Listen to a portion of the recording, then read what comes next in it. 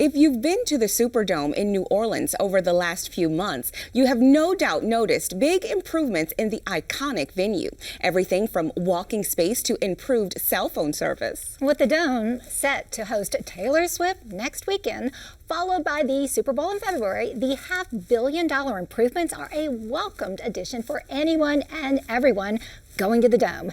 LPB's sports correspondent Victor Howell gives us a behind-the-scenes tour of the Dome's new look.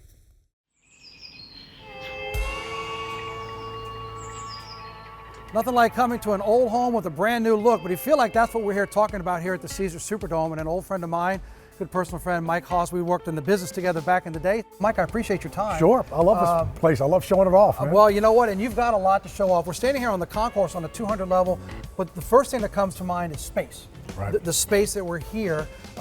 Tell us about the $500 million of renovations that went into.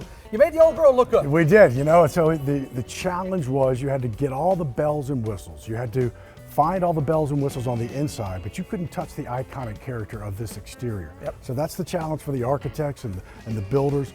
And so what they were able to do is that basically we had ramps on the east and west sideline. So you took those out. That enabled you 100,000+ square feet of unusable space into usable space.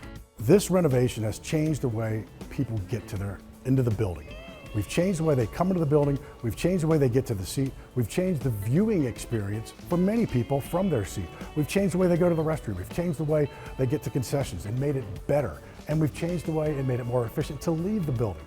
So everything is different, and the response has been fantastic. An important factor of this renovation is the ability to take unusable space and make it usable. So this is a general admission area. We're walking towards gate C in an area that you've never seen, because now you have this.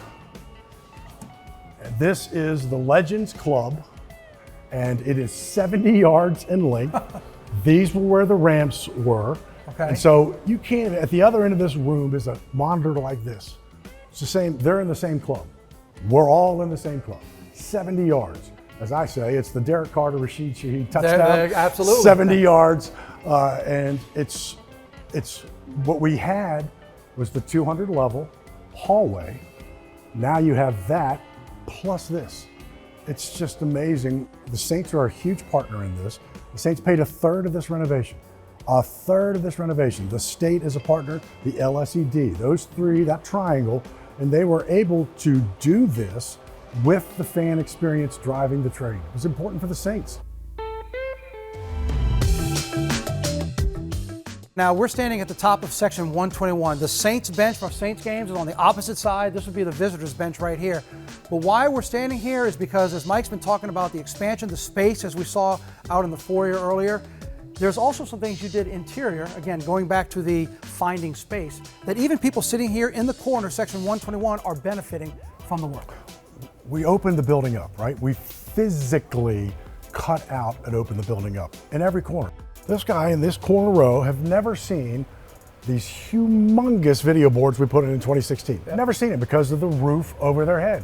They came in each corner and took out the inner bowl, literally cut out the inner bowl. And so that enabled everybody here in all these seats to sit and see the video board. Never seen it before. We're on the 100 level. We started with that beautiful atrium. On the 200 level, we saw some of the seat changes, but Mike, you were saying this is where you really get an idea of just what you were able to do with the expansion. We are on the 100 concourse level. We're on about the 20-yard line from where we're standing. And what you're telling me is where we're standing right now was where it stopped. Right, this was a concession, right? So it's the same thing on the west side. We're on the east sideline, gate C. This was it. These columns, I'm the concessionaire, we're the concessionaires, and so you lived in just kind of this one hallway, one concourse. The space allowed you to build a 40-yard bar. Who even thinks about that, a 40-yard bar, right? This was the world we lived in. Ramps gone, right? So you have this entire other concourse to traverse. We still have concessions, right? But it allowed us to put in markets. There are 18 of these markets. Doors are closed, we just had a game, in the building. So 18, so they're everywhere. 500, 400, everywhere, 300, 200. And then you go in, you grab your popcorn, you grab your hot food and cold. So it's not just cold food, hot food, cold food, beer, pay, gone, and you're out. You have more than 30,000 fans of a 70,000 seat arena that are above suite level. Yep, we have more than probably any other NFL stadium. We're building 75, right? We opened at 75. Yeah. So we have a lot, we have 30,000 plus in our Terrace. Terrace are our heart and soul season tickets, right? Those are the people that have been around for a long time and they never get taken care of in renovations. And this renovation took care of the 600 level just as much as we did the 100 and 200 in the premium. Everybody benefits. From a fan experience, everybody benefits by making this state building better. I gotta tell you, look up, right? Oh, it's such a beautiful scene, right? Look up. In 1967, 8, and 9, there are guys with pencils and protractors, right? And there's one other building in the world, that is like this, the Houston Astrodome, and it fits inside. It fit in here, yeah. Right? So you had one other thing to look at, and they built it so big and so spacious and so beautiful. As you look ahead, you'd think with $500 million renovation, there's nothing else you need to do right now. But as you look to the future, what it means for the Dome, what it means for the city of New Orleans.